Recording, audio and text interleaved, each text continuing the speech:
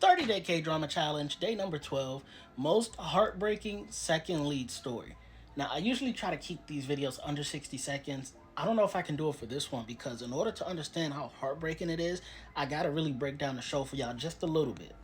Welcome to the show 39. It's about these three women who are the age 39 going into their 40s, and they've been friends pretty much their whole life, since high school. But the problem is, one of them discovers they have a form of cancer that is really aggressive and they're not projected to make it till 40.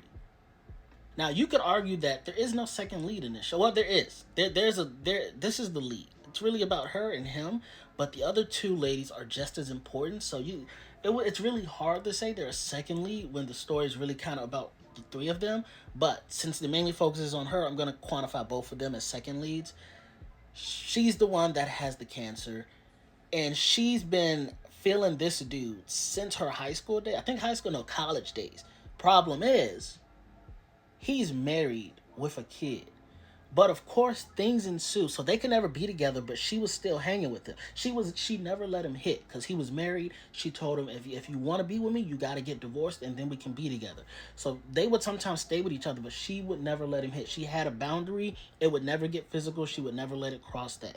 It was a pure emotional connection where they both understood the feelings for each other because, again, they've had those feelings since college. But because of the news that he could have a kid, he ended up marrying someone else.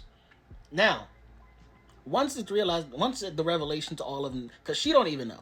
She finds out first because they all go get physicals and stuff. Then tells her, well, I think tells him actually. Then she finds out, but pretty much the kid ain't his. Then he ends up getting a divorce from the chick who she actually tells him, stay with her. I'm not going to be here for much longer anyway. Stay with her. Raise that kid. You be a good dad. You be a good husband. Don't blow up your life for me. So she's gone through. She's 39. She won't get to see 40. She won't get to see 40. And she's gone through her whole life loving one person, never getting to be with that one person until the last month of her life, maybe 2 months. He finally gets the divorce. He moves in with her. He promises her parents he's gonna take care of her and stuff like that. And it shows you the progression. Actively as she's sleeping, she's starting to not be able to sleep well. She's starting to wake up with major pain, throwing up, and you just see the decline. So while he's trying to take care of her, she's getting worse and worse, and she low-key doesn't want him to see her in that condition. Oh my gosh, it's so sad. They never fully get to be with each other. They never get to explore their feelings uninhibited, unrestricted until it's too late. And then, oh my gosh, if y'all haven't watched 39, I think it's still on Netflix right now. Do yourself a great favor. Go watch that show. It's so good. It does get emotional. It does get heavy. But this was easily one of the most heartbreaking, not even just second lead, but love stories. This was one of the most heartbreaking just to see for all the intense passion that she had for this man. She tried to let this man go. She couldn't let him go. And then she just can't stay with him. She can't when she has the chance to be with him. He started tightening up things too late. He was finally tying up all the loose ends. He finally put his foot down and said, no, I'm gonna be with, because he did love her. He didn't like his wife. He did love her, but he loved his son enough to try to stay with the wife that he didn't love. He finally put his foot down and said, you know what? I can still take care of the kid. I don't have to be with you. I'm gonna be with the person that I love. Unfortunately, again, it's just too late, bro.